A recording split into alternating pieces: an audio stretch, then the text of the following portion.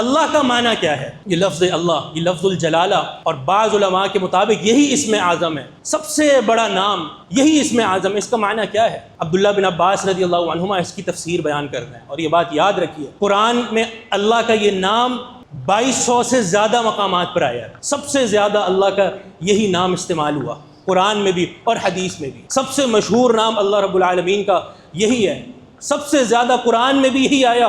عبداللہ بن عباس رضی اللہ عنہما اس لفظ اللہ کی تفسیر بیان کرتے ہوئے کیا فرماتے ہیں؟ اللہ ذو الالوہیہ و ذو العبودیہ، اللہ رب العالمین کیا ہے؟ وہ الوہیت والا ہے اور وہ عبودیت والا ہے۔ دو معنی عبداللہ بن عباس رضی اللہ عنہما نے اس لفظ اللہ کے بیان کیے ہیں کہ اللہ عبودیت والا بھی ہے اور اللہ الوہیت والا بھی ہے۔ الوہیت کا معنی کیا ہے؟ کہ اللہ رب العالمین ہی الہ العالمین ہے، وہی معبود ہے، وہی معبود برحق ہے۔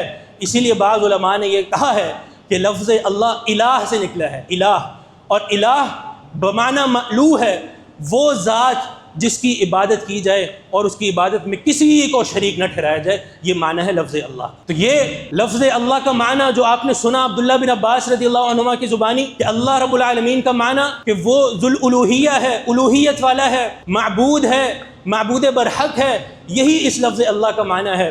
گویا کہ آسان الفاظ میں اگر آپ کو سمجھانا ہو تو یہ سمجھ لیجئے کہ لفظ اللہ کا معنی لا الہ الا اللہ ہے۔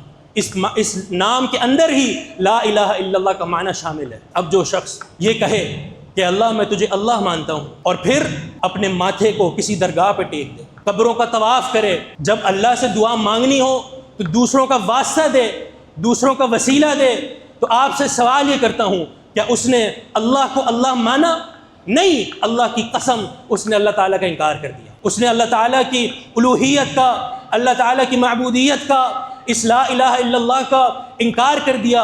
اس میں اور اس کوے میں کوئی فرق نہیں ہے جو زمین میں ٹھونگے مارتا ہے، یہ بھی رکوع اور سجدے کرتا رہے، اللہ تعالیٰ اس کی رکوع اور سجدے کو، اس کی نمازوں کو قبول نہیں کرے گا، کیونکہ اس نے اللہ کو نہیں مانا۔ اس میں اور اس طوطے میں کوئی فرق نہیں ہے جو چوری چوری کرتا رہے، اپنی زبان سے باتیں کرتا رہے، لیکن اس کو اس کے مطلب کا نہیں پتہ۔ تو اس شخص میں بھی اور اس جانور میں بھی کوئی فرق نہیں ہے جو زبان سے اللہ تعالیٰ بولتا رہے، اللہ اللہ کرتا رہے، لیکن معنی نہیں سمجھتا اور اس معنی کے مطابق عمل نہیں کرتا اور اللہ تعالیٰ کی وحدانیت کا اقرار نہیں کرتا۔ اس میں اور اس جانور میں کوئی فرق نہیں ہے۔